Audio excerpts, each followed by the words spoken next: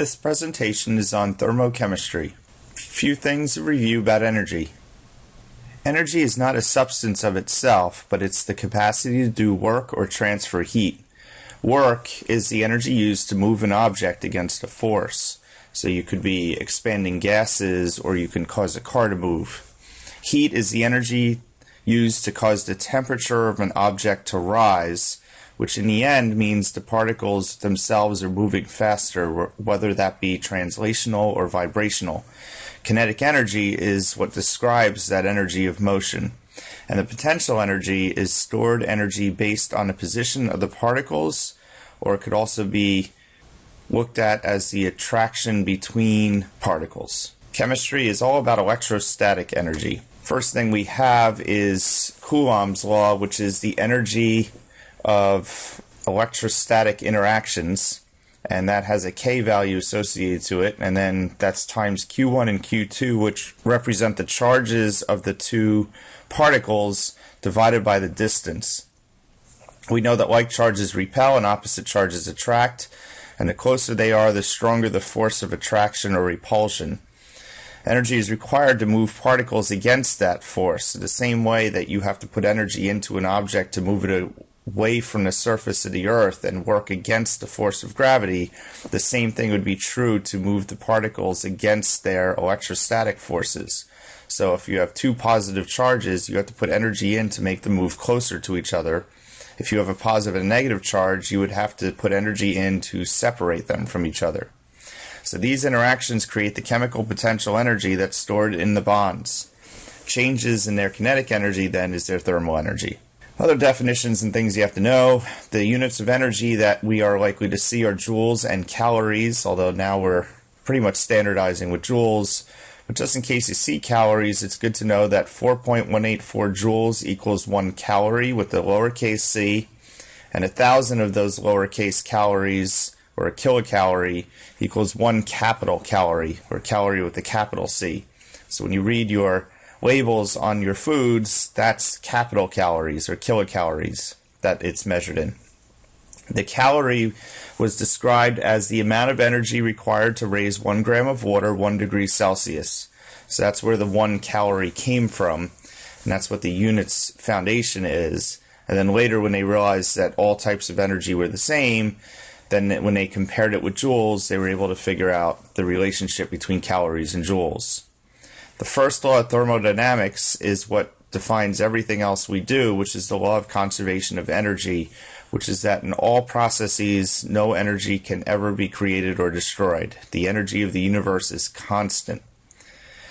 When we look at a system, it's the part that we're studying. So if we're looking at a reaction, the reaction becomes the system. If we're looking at the heating or cooling of a drink on the counter, then that's the system. The surroundings is everything outside the system. You could call it the universe, or you can call it the local area. So like the heating of water from a reaction, the system would be the reaction, the surroundings would be the water. When we say a system is closed, it means that the system is able to exchange energy but not matter, so no gases can escape. Isolated systems won't exchange anything with the outside world. Work and heat are not the same thing, so work is the energy required to put a force on an object to move it, and force is any push or pull on that object. When we talk about heat, that's transferred from a hot object to a cold object, and that's where we use the terms endo and exothermic. Endothermic meaning that the heat is going into an object, exothermic meaning that the object is releasing that heat. The internal energy of the system is the total of all potential and kinetic energies of the system. Rather than focus on the total energy, we focus on those changes in the energy, because that's more significant to us, because that shows us how other things are going to be affected. So the equation we have is that the change in energy is equal to Q, which the Q in this case is the heat, plus the W, which is the work. So total energy is equal, total change in energy is equal to the heat plus the work. For Q, a positive sign means it gains heat, or it's endothermic. A negative sign means it loses heat, and exothermic. For work, plus sign means work done on the system. So the system was compressed, let's say. And the minus sign means work done by the system. So maybe the system caused something to expand against the surroundings. And the delta E, the positive means a net gain of energy by the system, where a minus sign means a net loss of energy by the system. So the sign is what determines the direction of the energy flow. So signs are important here for that, so you have to be very, very careful with them. Okay, a lot of what we talk about here is a state function. State functions depend only on the present state of the system. We could care less about what path it was used to get to that state. So if we talk about you climbing a flight of stairs to get to the second floor of the school, we don't care which staircase you used, as long as all we're looking at is your starting point and where you end. So you could walk all the way down the hallway and go up a stairwell and then come back to the top of the flight of stairs, or you could just go right up the flight of stairs. It doesn't make a difference. It's a state function because all that matters is where you started and where you ended. Energy is a state function, so any changes in energy are independent of path as well. So energy changes are state functions, but whether that change was through heat and work is not. So you can have some energy changes where it's all heat, some energy changes where you have a mixture of heat and work, but you could have the same overall energy change be showing up in two different ways. Enthalpy changes are state functions as well, which is why Hess's law works. So enthalpy is that delta H that we'll spend a lot of time talking about. And so Hess's law works because of that, because it doesn't matter what reactions occur as your intermediate reactions. All you need to know is what the energy was of your reactants and what the energy was of your products to get that energy change. It doesn't matter how many different reactions went on in the mechanism to make that happen. Okay, it also explains why enthalpy changes can be found through enthalpy of formation calculations. So if you know how much energy it takes to make each substance from its elements, which is what the enthalpy of formation is, then you can just add up the products, subtract the reactants from that, and you will get the total energy change. Because again, it doesn't matter how they formed, or even if they formed from their elements, all that matters is that we know what the energy of the reactants and the energy of the products were. So the mechanism has no effect. So here's a Hess's law example. We have nitrogen plus 2 oxygens yields 2 nitrogen dioxides. The delta H is positive 68 kilojoules per mole. But if we can't actually do that reaction right out, we can look at these two reactions where we take nitrogen and oxygen gas and make nitrogen monoxide. And we could take the nitrogen monoxide and react it with more oxygen to make nitrogen dioxide. And if we add these two reactions together, we will get the total energy change of the reaction. If we needed double one of those reactions, we would just double the delta H. If we needed to reverse one of the reactions, we would just change the sign on the delta H. But in the end, your goal is to add up the 2 reactions, or 3 reactions, or 4 reactions, whatever it might be, and get the reactions to cancel everything but what you need in the primary reaction that you're looking for. And then when you do that, all the delta H's will add up to give you the delta H for the reaction that you're trying to solve for. Enthalpies of formation, by definition, are the amount of energy required to make 1 mole of a substance from its elements. The symbol for that is delta H superscript 0 subscript F. The superscript 0 is telling you that it's standard enthalpy, which means that it's at 1 atmosphere of pressure and 298 Kelvin. It's a little different for energy than it is for gases. All the heats of formation for elements in their form that they are in a periodic table is 0 kilojoules per mole if they're under standard conditions. And the reason for that is simple. The definition is it's the energy required to make 1 mole of a substance from its elements at standard states. But if you're just looking at the elements at their standard states, it's not going to take any energy.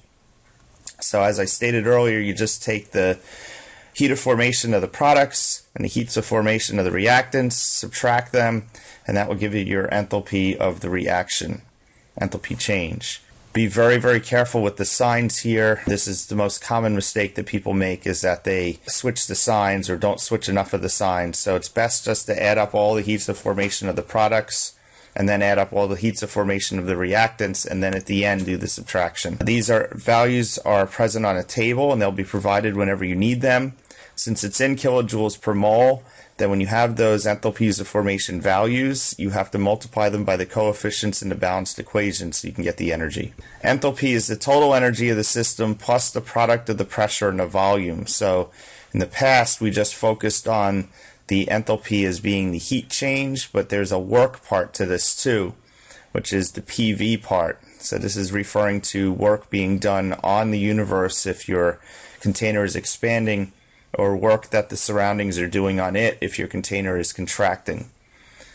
When the pressure is constant, though, which is how we do most of the labs, because we do them open to the room and we know that the pressure of the room isn't changing, then work equals minus the pressure times the change in volume, because it's doing work outside. So if that happens, then you can add the delta E equals Q plus W in and substitute the minus P delta V for the W, and the P delta V's cancel, and then you find out that the delta H is equal to the Q, or it's just simply the change in heat. So that's why we made that approximation in the past, and it works 95% of the time for any questions that you'd see in here. Alright, so here is your work being done by the piston. You could actually calculate the fact that it's P delta V because the pressure is equal to force divided by area. And so if we're looking for the work, we're going to end up looking at that change in that volume as something moves, which is really that change in height. So you have the force is equal to the pressure times the area times the height, and area times height is volume, so that's how you get the pressure times the volume is equal to the force of the work. And here's a situation where you have an increase in volume, so the system does pressure work on the surroundings, but the pressure is constant because the piston is going to always apply the same pressure. Calorimetry is a way of measuring heat flow. We measure the temperature change of one substance to determine how the heat flowed into or out of it. And we use that so that we can find out what another substance that we couldn't measure the heat flow from is doing. So if we need a reaction, we can't measure what's going on with the heat flow of a reaction. So we stick the reaction in water essentially and measure what happened with the water, and from that we can determine what happened to the reaction. One of the things we talk about is heat capacity. It's the amount of energy an object needs to raise its temperature 1 degree Celsius. So we could figure out heat capacity of a coffee cup calorimeter or some other apparatus and see how quickly it will change temperature with absorption of heat. But if we want to do it by mass, so the heat capacity is just referring to the whole object. If we want to do it by mass or by gram, we call that the specific heat capacity, and it's the amount of energy per gram of substance to raise its temperature 1 degree Celsius. The equation for calorimetry is delta H equals mc delta T, the C being the specific heat, M being the mass in grams, and delta T being the change in temperature, and that could be recorded in Celsius or Kelvin. It really doesn't make a difference because this 1 degree Celsius change is the same as 1 Kelvin. So as long as a substance is not changing phase or reacting, you can use this equation. If it is changing phase, we're going to have to use some other equations that we'll learn later on in the year. And if it's reacting, your mass is changing, your specific heat of your substances is different, your temperature is different, and you can't measure it really for a reacting substance, so this equation cannot be used. So there's two situations where you can use the equation. One is where you have a substance that's at a different temperature than what water is at, and it's put in the water and left there. And so you can figure out the delta H of the water and use that to figure out the delta H of your substance. And then you can figure out specific heat or other information about your substance. And the other situation is when you have a reaction that's actually taking place inside water. In both cases, whatever the enthalpy change for the water is equal to negative the enthalpy change of the system. So it's the same value in joules, but it's going to have the opposite sign because the energy is going in the opposite direction. If the water is absorbing, then the reaction is releasing. Reactions in solutions will require the solution to be treated as water.